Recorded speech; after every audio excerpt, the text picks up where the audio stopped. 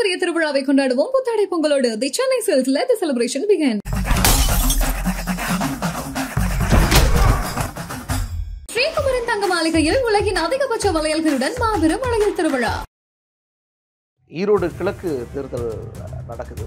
தேர்தல் புறக்கணிப்பு செய்கிறமே. பதுங்குவது என்பது பாய்வதற்கு தான்.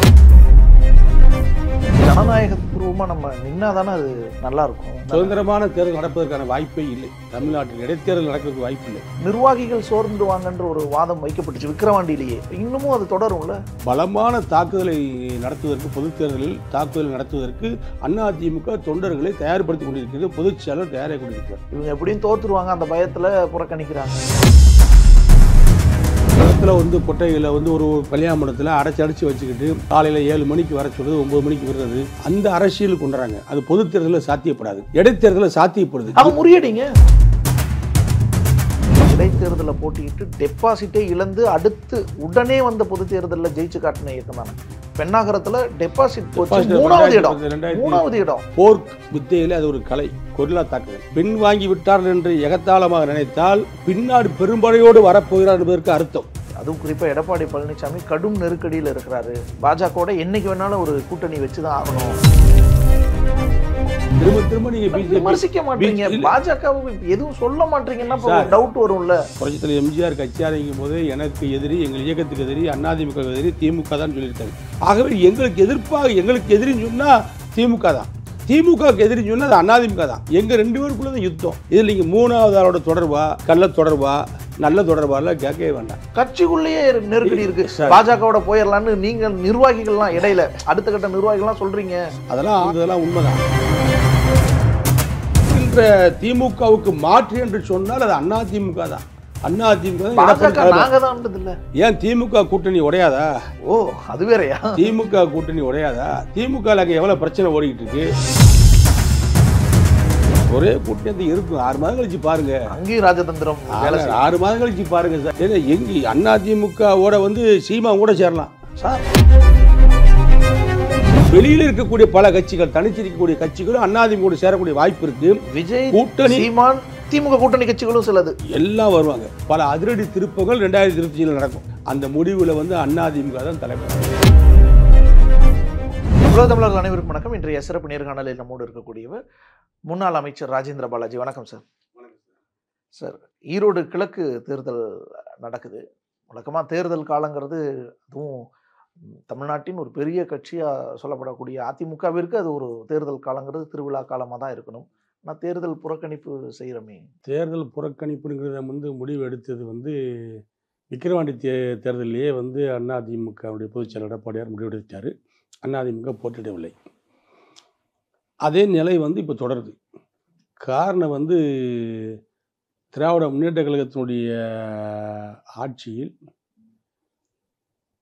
அங்கே நிற்கின்ற திமுக வேட்பாளருக்கு ஆதரவாக வேலை செய்யக்கூடிய திமுக அமைச்சர்கள் அங்கே இருக்கின்ற மக்களை அவமானப்படுத்துகின்ற விதமாக ஒரே இடத்திலே அடைத்து வைத்து அவருடைய வறுமையை பயன்படுத்தி, அவருடைய கஷ்டத்தை பயன்படுத்தி அவர்களை நிறுத்தி வைத்து பொதுவாக நடமாட முடியாமல் ஒரு 20 நாள் 30 நாள் மக்களை கஷ்டப்படுத்துகின்ற ஒரு பணியை ஈரோடு இடைத்தேர்தலில் நாங்கள் பார்த்ததுனால தான் இனிமேல் எந்த இடைத்தேர்தலையும் போட்டிவிடக்கூடாதுங்கிற முடிவை பொதுச்செயலர் எடப்பாடி எடுத்தார். அந்த அடிப்படையில் இப்போ அவர் EVK இளங்கோவன் இறந்ததுனால பழையபடி அங்கே தேர்தல் வர்றதுனால மாவட்ட செயலர் நேற்று 2 நாளைக்கு நடந்த மாவட்ட செயலர் கூட்டத்தில் ஒட்டுமொத்தமான மாவட்ட செயலருடைய கருத்தின்படி மக்களுக்கு இடையூறு இல்லாமல் தேர்தலில் ஒதுங்கிக் கொள்வது, பொது தேர்தலை சந்திப்பது, பதுங்குவது என்பது பாய்வதற்கு தான். ஆனால் ஜனநாயகபூர்வமாக நம்ம நின்னாதானே அது நல்லா இருக்கும். பல்வேறு காலகட்டங்களில் பல்வேறு கட்சிகள் தேர்தலை புறக்கணித்திருக்கின்றன. திராவிட முன்னேற்ற கழகத்தினுடைய தலைவர் கலைஞர் அவர்களே புதுக்கோட்டை இடைத்தேர்தல் நடைபெற்ற பொழுது 2012 நடைபெற்ற இடைத்தேர்தலில் அங்கே முத்துக்குமரன் என்ற கம்யூனிஸ்ட் வேட்பாளர் சட்டமன்ற உறுப்பினர் இறந்து விட்டவுடன் தேர்தல் நடந்தது. அதிமுகவில் கார்த்திக் தொண்டைமான் போட்டியிட்டார். அங்கே திமுக போட்டியிடவில்லை. கலைஞர் போட்டியிடுவதற்கான பல்வேறு காரணம் நாங்கள் இன்றைக்கி சொன்ன காரணத்தை அன்றைக்கி அவர் சொன்னார். அதை விட மோசமாக சொன்னாங்க. அப்படி ஒன்றும் சொல்லலை. நாங்கள் சொல்லி அவர் தேர்தலில் போட்டியிடாமல் புறக்கணித்தார். அப்போ அவர் பயந்துட்டு புறக்கணிச்சிட்டாரா? அதெல்லாம் கிடையாது. இன்றைக்கி இருக்கிற திமுகனுடைய கட்சி தேர்தல் இன்னும் நடந்து வந்துவிட்டால் தேர்தலிலே மக்களை பயன்படுத்துகிற முறையை அது மக்களை அவமானப்படுத்துகின்ற நிலையாக இருக்கின்ற காரணத்தினால் தேர்தலை அதிமுக புறக்கணிக்கிறது. இல்லை சார், இப்போ மக்களை சந்திக்கிறது தானே அவங்கள பெருமைப்படுத்துகிற விஷயம். அப்படி சந்திக்கலைன்னா அதுவும் அவமானப்படுத்துகிற விஷயம். சுதந்திரமான தேர்தல் நடப்பதற்கான வாய்ப்பே இல்லை. தமிழ்நாட்டில் இடைத்தேர்தல் நடக்கிறதுக்கு வாய்ப்பு இல்லை. இன்னொரு பக்கம் சார், தொண்டர்கள், கட்சி தொண்டர்கள் உற்சாகமா கட்சியோட பிணைப்போட இருக்கிறதுக்கு தேர்தல் ஒரு முக்கியமான விஷயம். தேர்தலை புறக்கணிச்சுட்டா அவங்க சோர்ந்துடுவாங்க, நிர்வாகிகள் சோர்ந்துடுவாங்கன்ற ஒரு வாதம் வைக்கப்பட்டுச்சு விக்கிரவாண்டியிலேயே. இன்னமும் அது தொடரும்ல? இல்லை. நீங்கள் விக்கிரவாண்டி தேர்தலுக்கு பின்னாடி அதிமுக போட்டியிடவில்லை என்று அறிவித்ததற்கு பின்னாடி, பொதுச்செயல் அறிவித்ததற்கு பின்னாடி அதிமுகவுடைய வளர்ச்சி அதிகமாக இருக்கிறது. ஏன்னா அது மாதிரி இந்த ஈரோடு கிழக்கு தொகுதி இடைத்தேர்தலில் போட்டியிடலுக்காக அதிமுக சோர்ந்து விடாது.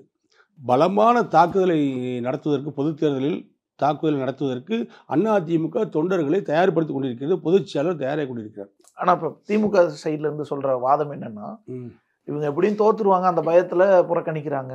அப்போ 2012 கலைஞர் தோற்றுன்னு சொல்லி தான் புறக்கணிச்சாரா? அவர் அப்படி புறக்கணிச்சிருந்தாருன்னா எங்களையும் நீங்கள் அப்படி நினச்சிக்கலாம். அவரு அதிமுக சரியா நேர்மையா தேர்தலை நடத்தாது, ஆணையம் எல்லாம் ஒன்னா நிக்கிறாங்க, எதிர்கட்சிகளும் இவங்க கூடயே இருக்காங்க, அப்போ எப்படி தேர்தல் ஜனநாயகபூர்வமா நடக்கும்? இப்படி 2012 எங்களோட காங்கிரஸ் இருந்துச்சா? இல்ல தேமுதிக எல்லாரும், தேமுதிக எல்லாரும் இல்லை. அப்போ எங்களோட தேமுதிக எங்களோட அப்போ கூட்டணி விட்டு வெளியே வந்துருச்சே, சங்கரங்குளம் எலெக்ஷன்லேயே வெளியே வந்துருச்சு. அதுக்கு பின்னாடி நடைபெற்ற புதுக்கோட்டை எலெக்ஷனில் எங்களோட தேமுதிக கிடையாது, கூட்டணியில் கிடையாது. அதிமுக தனிச்சு தான் நின்றுச்சு. அம்மா தனிச்சு தான் நின்னாங்க. இல்லை தனிச்சு தான் நின்னோம், ஆனால் நிர்வாகம் யாருக்கு இருந்துச்சு? அதுவும் அதிமுக கிட்ட தான் இருந்துச்சு. கலைஞரால் சொல்லப்பட்ட காரணங்கள் கூட ஏற்றுக்கொள்ள முடியாது. அதிமுகவோ புறத்தில் அம்மாவோ ஒரு முறைகேடான தேர்தலையோ மக்கள் வெறுக்கின்ற ஒரு அரசியலையோ செய்யலை. இன்றைக்கி திமுக அப்படி செய்யலை. இன்றைக்கி புதிய ஒரு அணுகுமுறையை கொண்டாடுறாங்க. ஒரு இடத்துல கொட்டையில் ஒரு கல்யாண மண்டபத்தில் அடைச்சி வச்சுக்கிட்டு காலையில் 7 மணிக்கு வர சொல்கிறது, 9 மணிக்கு விடுறது, அந்த அரசியல் கொண்டுறாங்க. அது பொது தேர்தலில் சாத்தியப்படாது, இடைத்தேர்தலில் சாத்தியப்படுது. அவங்க முறியடிங்க. இல்லை, அதை எப்படி நாங்கள் முறியடிக்க முடியும்? அதிகார பலம், அரசியல் பலம் எல்லாமே அவங்ககிட்ட இருக்கும்போது அதை முறியடிக்கணும்னு சொன்னால் அதிமுக தொண்டர்கள் அங்கே பாதிக்கப்படுவார்ன்ற கருத்தின் அடிப்படையில் தான் பொதுச்செயலாளர் எடப்பாடியார் தேர்தலை புறக்கணிக்கிறார். அந்த அவருடைய சர்வாதிகார தன்மைக்கு, திமுகவுடைய அதிகார பலத்துக்கு போட்டியாக களத்தில் இறங்கக்கூடிய சக்தியும் திராணியும் அதிமுக தொண்டர்களுக்கு உண்டு. அதை பயன்படுத்தினால் பாதிப்புகள் அதிமுக தொண்டர்களுக்கு வந்துவிடப்படாது என்பதற்காகத்தான் பொதுச்செயலாளர் எடப்பாடி எடுத்திருக்கின்ற ஒரு முடிவாகத்தான் இதை அதிமுக தொண்டர்கள் பார்ப்பார்கள் ஒழிய இதை பலவீனமாகவோ இதை அதிமுகவுடைய வீழ்ச்சியாகவோ பார்க்க மாட்டார்கள். ஓகே, விக்கிரவாண்டியில பாமக போட்டிட்டுச்சு பாஜக கூட்டணியில. ஆனா இப்போ ஈரோடு கிழக்குல பாஜக புறக்கணிச்சுட்டாங்களே அவங்க. நீங்க பாஜக அதிமுக கூட்டு கிடையாது. அப்போ பாஜகவும் போட்டியிடலன்னு சொல்றாங்கன்னா என்ன அர்த்தம்? முதல்ல திமுக ஆட்சியின் மீது வெகுஜன மக்கள் மத்தியில எவ்வளவு வெறுப்பு இருக்கோ அதே மாதிரி அரசியல் கட்சியின் மத்தியிலும் வெறுப்பு வந்துருச்சு. இல்ல சார், அந்த வெறுப்பு விக்கிரவாண்டியில இல்ல, பாமக போட்டிட்டு இப்ப வர வருது. இப்பதானே வந்துச்சு. அண்ணாமலை பல்கலைக்கழக கல்லூரி மாணவனுடைய பிரச்சனை இப்பதான் வருது. பல பிரச்சனைகள் இப்பதானே உருவாகிட்டு இருக்கு. அரசு ஆட்சியினுடைய அதிகாரத்துடைய உச்சகட்டத்தில் இன்னைக்கு திமுக இருக்கு. ஏன்னா அவர்கள் சொல்வதுதான் வேத வாக்கு. அவர்கள் சொல்லுவதை கேட்டுக்கணும். அதை மீறினவர்களுக்கு மீது வழக்கு. இப்படி ஒரு நிலைப்பாட்டில் தான் இன்னைக்கு திமுக இருக்க ஒழிய பொதுவான மக்களும் நிம்மதியாக வாழ வேண்டும், எல்லோருக்கும் எல்லாம் கிடைக்க வேண்டும், சுதந்திரமான கருத்துக்களை சொல்ல வேண்டும் என்ற நிலை இன்றைய அரசியல் தமிழ்நாட்டில் கிடையாது. ஆகவே எல்லா கட்சிகளும் தேர்தலை புறக்கணிக்கின்ற பணியைத்தான் செய்வார்கள். ஒட்டுமொத்தமான எதிர்ப்புகளை பொது தேர்தல் காட்டுவார்கள் இந்த அரசுக்கு எதிராக. இடைத்தேர்தலில் நின்று ஒரு தோல்வினா கூட ஒரு கணிசமான வாக்குகளை வாங்கினா பலத்தை நிரூபிக்கலாம். அது அடுத்து இப்போ 26 உடனே வரப்போகுது. அப்போ அதுக்கு நம்மளுக்கு ஒரு கூட்டணி பேச்சுவார்த்தைகளுக்கோ மற்ற விஷயங்களுக்கெல்லாம் அது ஒரு வாய்ப்பாக தானே இருக்கும். அப்புறம் அதாவது ஒட்டுமொத்த அதிகாரங்களை எல்லாம் ஈரோடு கிழக்கு தொகுதியில் திமுக பயன்படுத்துவாங்க. திமுக ஆட்சி, திமுக கட்சி பயன்படுத்தும். அதிமுக ஒட்டுமொத்த அதிமுக தொண்டர்களுடைய உழைப்பையும் அதிமுக பொதுச் செயலாளர் எடப்பாடியார் அங்கே போய் பயன்படுத்தினால் அதனோட அரசாங்கத்தினுடைய நேர்மாறான கருத்துக்களுக்கும் நேர்மாறான நடைமுறைகளுக்கும் அதிமுக தொண்டருடைய நியாயமான வழிகளுக்கும் அது பொருத்தமான தேர்தலாக அங்கே இடைத்தேர்தல் அமையாது. ஆகவே இந்த தேர்தலை புறக்கணிப்பது தான் சரி என்று கீழ்மட்டத்தில் இருக்கின்ற அதிமுக தொண்டர்களும் ஏற்றுக்கொள்கிறார்கள். இப்போ பாருங்க, நீங்களும் புறக்கணிச்சிட்டீங்க. இப்போ பாமக பாஜக கூட்டணியும் போட்டியிடலை. விஜய் புதுசா கட்சி தொடங்கியிருந்தார், அவரும் போட்டியிடலை, யாருமே போட்டியிடலைன்னா அப்ப திமுகவுக்கு நீங்க எல்லாருமே போட்டியிலிருந்து விலகிட்டீங்கன்னா உங்களுக்கு ஈஸி ஆயிடும்ல. எங்களுக்கு ஈஸியெல்லாம் கிடையாது, அவங்களுக்கு தான் பயம் வந்துட்டு இருக்கு. இந்த புறக்கணிப்பு என்பது திமுகவை பொறுத்த மட்டும், திமுக ஆட்சியை பொறுத்த மட்டும் மிகப்பெரிய சவாலை பொதுத் தேர்தலில் உருவாக்கும். இந்த ஆட்சி முடிவு கட்டப்படும்.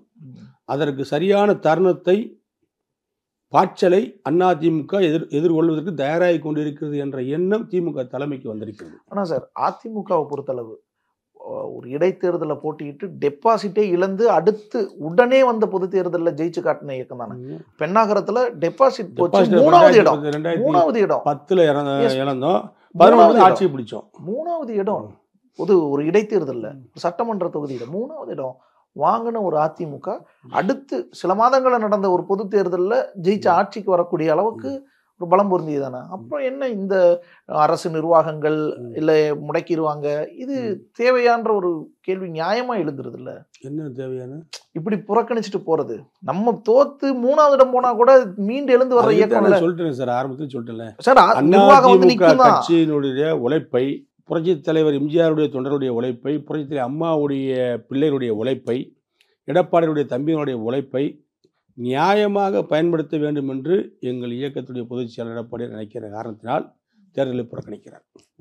தேவையில்லாமல் முரடுத்தனமான துணிவு, அது தேவையில்லாதது என்று எங்கள் இயக்க பொதுச் செயலர் நினைக்கிற காரணத்தினால் இந்த தேர்தலை புறக்கணிக்கிறார்.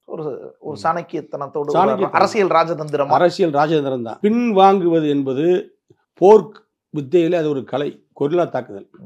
பின் வாங்கி விட்டார்கள் என்று எகத்தாளமாக நினைத்தால் பின்னாடி பெரும்படையோடு வரப்போகிறார் என்பதற்கு அர்த்தம். ஓகே, பெரும்படையோடு மிகப்பெரிய தாக்குதலை தொடுக்கப் போகிறது அதிமுக என்பதற்கு இந்த இடைத்தேர்தல் புறக்கணிப்பு ஒரு உதாரணமாக அமையும். ஆனால் சார், அதிமுகவே கடும் நெருக்கடியில் இருக்கு. அதுவும் குறிப்பா எடப்பாடி பழனிசாமி கடும் நெருக்கடியில் இருக்கிறாரு. பாஜகவோட என்னைக்கு வேணாலும் ஒரு கூட்டணி வச்சுதான் ஆகணும், எல்லாமே அப்படி ஒரு நெருக்கடி அவருக்கு இருந்துட்டு இருக்கு பாஜகவோட கூட்டணிக்கு வர வைக்கிறதுக்காகன்னு அப்படி ஒரு நிலைமை தான் பேசுறாங்க. நீங்க அதிமுக பாஜக கூட்டணி விட்டு வெளியேறினாலும் வெளியேறி ஒரு பொது தேர்தல் பார்லிமெண்ட் தேர்தலும் சந்திச்சாச்சு. அதுக்கப்புறமும் ஒரு இதே வார்த்தை சொல்கிறீங்க நீங்கள்.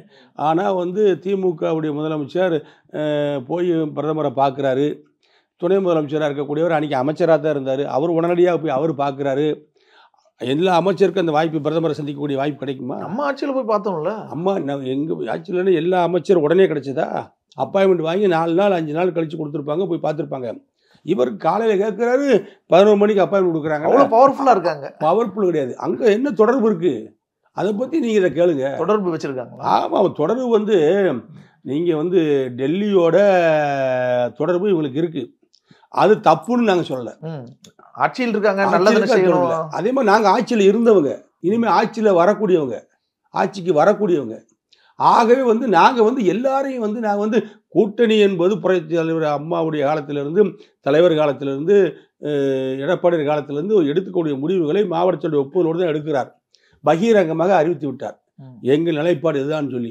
திரும்ப திரும்ப நீங்க விமர்சிக்க மாட்டீங்க, பாஜக எதுவும் சொல்ல மாட்டீங்கன்னா டவுட் வரும்ல. புரட்சி தலைவர் எம்ஜிஆர் கட்சி ஆரம்பிக்கும் போது எனக்கு எதிரி, எங்கள் இயக்கத்துக்கு எதிரி, அதிமுக எதிரி திமுக தான் சொல்லியிருக்காரு. அம்மாவும் சொல்லியிருக்காங்க. எந்த சூழ்நிலையும் காங்கிரஸையோ பிஜேபியோ கம்யூனிஸ்டையோ அவங்க சொல்லலை. அதுக்காக பிஜேபியோட நாங்கள் கூட்டு சேர்ந்துருவோம், காங்கிரஸோட கூட்டு சேர்ந்துருவோம் அப்படிங்கிற அர்த்தத்தில் சொல்லலை. நான் ஒட்டுமொத்தமாக திமுகவுடைய நடவடிக்கைகளை கண்டிக்கின்ற, அவருடைய அரசியல் நடவடிக்கைகளை கண்டிக்கின்ற கட்சியாக உருவானது தான், அதற்கு மாற்றாக உருவான கட்சி தான் அனைத்து அதிமுக. ஆகவே எங்களுக்கு எதிரின்னு சொன்னால் திமுக தான், திமுகவுக்கு எதிரின்னு சொன்னால் அது அதிமுக தான். எங்கள் 2 பேருக்குள்ள தான் யுத்தம். இதில் நீங்கள் 3வது ஆளோட தொடர்பா, கள்ள தொடர்பா, நல்ல தொடர்பாலாம் கேட்கவே வேண்டாம். அதெல்லாம் அப்படிலாம் ஒன்றும் கிடையவே கிடையாது. அப்படி ஒரு தொடர்பு எந்த பிரச்சனையாக இருந்தாலும் வெட்ட வெளிச்சமாக அதை அறிவித்து விடுவார் பொதுச்செயலாளர் எடப்பாடி. அந்த துணிச்சல் அவருக்கு இருக்கு. கட்சிக்குள்ளேயே நெருக்கடி இருக்கு. பாஜகவோட போயிடலான்னு நீங்கள் நிர்வாகிகள்லாம் இடையில அடுத்த கட்ட நிர்வாகிகள்லாம் சொல்றீங்க சார். கருத்துக்களை சொல்லுவாங்க. இப்போ எல்லாம் ஒரு ஒட்டுமொத்த கருத்தை எடுத்து எடப்பாடி எடுக்கின்ற முடிவுக்கு கட்டுப்படக்கூடிய நிலையில் தான் இன்னைக்கு அதிமுகவுடைய நிர்வாகிகளோ தொண்டர்களோ இருக்காங்க. அதெல்லாம் ஆரம்ப கட்டத்தில் இருந்ததெல்லாம் உண்மைதான். இப்போ அதெல்லாம் கிடையாது. அதவே நீங்க சொல்லிட்டே கிடக்க வேண்டாம். கட்சியில் இன்னைக்கு கட்சியினுடைய ஆளுமையை பெற்றிருக்கின்றார் எடப்பாடியார். இன்றைக்கு அவர் சட்டமன்றத்தில் இந்த இதில் வந்து முதல்வர் உரைக்கு முன்னாடி முதநாத்து எடப்பாடி பேசின பேச்சை பார்த்துருப்பீங்க. 3 மணி நேரம் பேசினார். அந்த இருக்கிற திமுக அமைச்சருடைய அத்தனை பேருடைய குறுக்கீடுகளெல்லாம் தகர்த்து, முதலமைச்சருடைய குறுக்கீடுகளையும் தகர்த்து 3 மணி நேரம் 170 மணி நேரம் பேசக்கூடிய அளவுக்கு ஆற்றல் உள்ள முதலமைச்சராக எடப்பாடியார் இருக்கிறார். இன்றைக்கி அவருடைய நடவடிக்கையை பொது ஜனங்கள் இன்றைக்கி பாராட்டுகின்றனர். நம்முடைய பல்வேறு நாளிதழ்கள் கூட தலைப்புச் செய்திகளை போட்டார்கள். ஆக வந்து இன்றைக்கு இருக்கின்ற திமுகவுக்கு மாற்று என்று சொன்னால் அது அதிமுக தான். அதிமுக இல்லை சார், யாருமே கிடையாது சார்.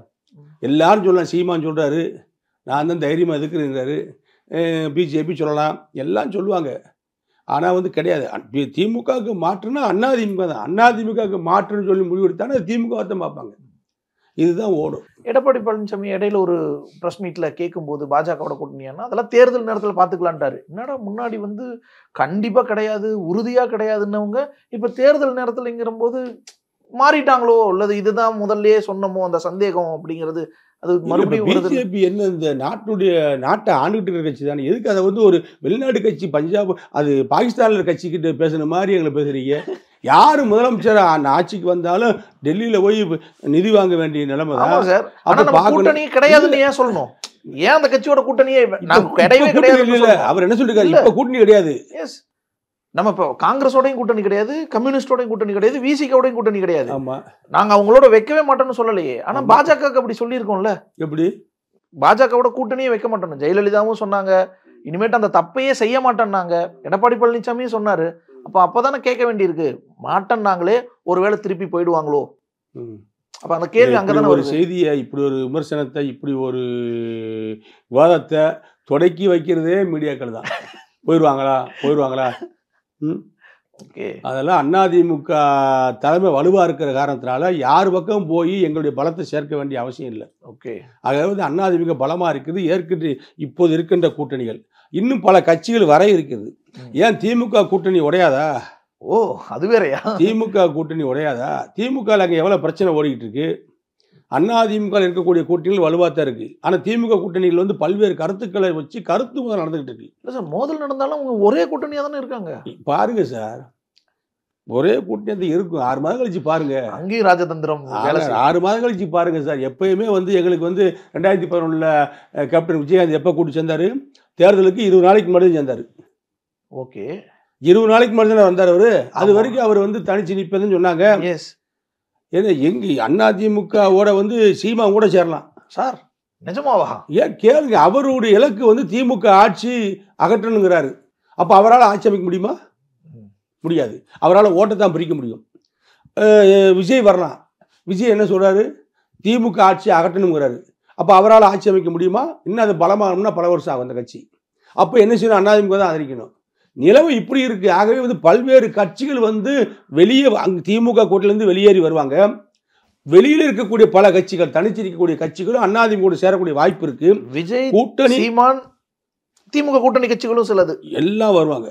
எல்லாரும் வரக்கூடிய வாய்ப்புகள் ஒரு 4-5 மாதம் கழிச்சதுக்கு அப்புறம் அப்படியே தமிழகத்தினுடைய தட்பவெப்பநிலை மாறும், அரசியல் சூழ்நிலைகள் மாறும், தலைமையினுடைய முடிவுகள் மாறும், நிலைமைகள் மாறும், போராட்ட குணங்கள் அரசியல் இயக்கங்கள் மத்தியில் வலுத்துரும். அதுக்கு பின்னாடி ஒரு முடிவு எடுப்பாங்க. அந்த முடிவில் வந்து அதிமுக தான் தலைமை தாங்கும். ஓகே. ஆனால் சார், சசிகலா இப்போ சமீபமாக புத்தாண்டு ஒரு சூளுரை ஒன்று வச்சாங்கல்ல, அதிமுகவை மீட்கிறது, ஒருங்கிணைக்கிறது தான் என்னுடைய வேலைன்னு, மீண்டும் ஆட்சி எடுக்கிறதுன்னு. அப்போ அந்த வாதம், அப்போ இங்கே மறுபடியும் அதிமுகவே மீட்போம், அதிமுகவை ஒருங்கிணைப்போன்ற வாதம் வந்துகிட்டு இருக்கு. நம்ம எப்படி மற்ற கூட்டணி எல்லா விஷயங்களையும் 4 மாதம் பேசிட்டே இருப்பாங்க சார் எல்லாருமே. இது சம்மந்தமான பிரச்சனைலாம் பொதுச்செயலாளர் எடப்பாடி என்கிட்ட சொல்லிட்டாரு, நான் பார்த்துக்கிறேன். ஓ, நீங்களே யாரும் ஃபீல் பண்ண வேணாம், கவலை பார்த்துக்கிறேன். கூட்டணியை பற்றி நான் பார்த்துக்கிறேன். இது நாடாளுமன்ற தேர்தல் கிடையாது, சட்டமன்ற தேர்தல். இது நமக்கான தேர்தல். இந்த தேர்தலில் எப்படி கூட்டணி அமைக்கணும், யாரெல்லாம் சேர்க்கணும், ஓட்டுகள் சிதறாமல் இருப்பது, அதற்கு என்ன நடவடிக்கை எடுப்பது என்பது சம்பந்தமான ஆலோசனைகளை நான் ஒரு முடிவெடுத்து உங்களுக்கு நான் அறிவிக்கிறேன். அதற்கு முன்பாக யாரும் எந்த பிரச்சனையும் எங்கேயும் தனிப்பட்ட முறையில் விவாதங்கள் கலந்து கொள்ள வேண்டாம், தனிப்பட்ட கருத்துக்களை சொல்ல வேண்டாம். ஒவ்வொருத்தரும் ஒரு கருத்து சொன்னாலும் அது கட்சியினுடைய நலனுக்கு குந்தகத்தை விளைவிக்கும். ஆகவே அதை சொல்லியிருக்கிறார். ஆகவே வந்து கூட்டணி அமைப்பது சம்பந்தமான முடிவுகளை, சரியான முடிவுகளை சரியான நேரத்தில் பொதுச் செயலர் அறிவிப்பார், எடப்பாடியார் அறிவிப்பார். இப்போ 10 மாசம் இருக்கு, எப்போ வேணாலும் எந்நேரம் வேணாலும் கூட்டணி சம்பந்தம் அறிவிப்பார். பல அதிரடி திருப்பங்கள் 2025 நடக்கும். இந்த ஆண்டு அதிரடி திருப்பங்கள், அதிரடி திருப்பங்கள், அரசியல் மாற்றங்கள் எல்லாம் நடக்கும். ஆனா இது நடந்துருச்சா, இது நடந்திருக்குமா, இது நடக்குமா அப்படின்னு பேசுனதெல்லாம் எல்லோரும் யோசிக்கக்கூடிய அளவுக்கு, சிந்திக்கக்கூடிய அளவுக்கு அரசியலில் விட்டு கொடுக்கின்ற தன்மையும் மனச்சாட்சியையும் மனித பண்பும் எல்லாம் ஒன்று சேர்ந்து ஒரு அற்புதமான கூட்டணியை அதிமுக அமைக்கும், எடப்பாடியார் தலைமையில் அமையும். சார் 2024 தேர்தலும் இதே மாதிரி தான் புலி வருதுன்னு இருந்தாங்க. அது நாடாளுமன்ற தேர்தல், அது நாடாளுமன்ற தேர்தல். உங்களுக்கு பசிக்கிறதுக்கும் எனக்கு பசிக்கிறது இல்லையா? உங்களுக்கு பசிக்கு நீங்க சாப்பிட்ற எத்தனை இட்லி, 2 இட்லி வேணுமா, 3 இட்லி வேணுமா உங்களுக்கு தெரியும். எனக்கு பசிக்கு எத்தனை இட்லி வேணுங்கிறது உங்களுக்கு தெரியுமா? அதனால சட்டமன்ற தேர்தல், இது எடப்பாடியாரை முதலமைச்சர் ஆக்கக்கூடிய தேர்தல். இதில் எத்தனை சீட்டு வேணும், எத்தனை கூட்டணி அமைச்சா, யாரை அமைச்சா வெற்றி வரலாம் என்ற விஷயங்கள் அவருக்கு தெரியும். அவர் 4.5 ஆண்டு காலம் முதலமைச்சராக இருந்தவர், 7 ஆண்டு காலம் அந்த கட்சிக்கு தலைமையேற்று நடத்தக்கூடியவர். ஆகவே அவருக்கு யாரும் சொல்லி தெரிய வேண்டிய அவசியம் இல்லை. அவருக்கு எல்லாம் புரியும், எல்லாம் தெரியும். ஆனால் தெரியாத மாதிரி இருப்பார், பத்திரிகையாளர் மத்தியில் சொல்ல மாட்டார். திடீரென்று அறிவிப்புகளை வெளியிட்டு நிச்சயமாக வலுவான கூட்டணி என்று பத்திரிகையாளர்கள், மீடியாக்கள் பேசக்கூடிய அளவுக்கு செய்திகள் வரும். தமிழரின் பாரம்பரிய திருவிழாவை கொண்டாடுவோம் புத்தாடை பொங்கலோடு. தி Chennai silks let the celebration begin. Sri Kumaran தங்க மாளிகையில் உலகின் அதிகபட்ச வளையல்களுடன் மாபெரும் வளையல் திருவிழா.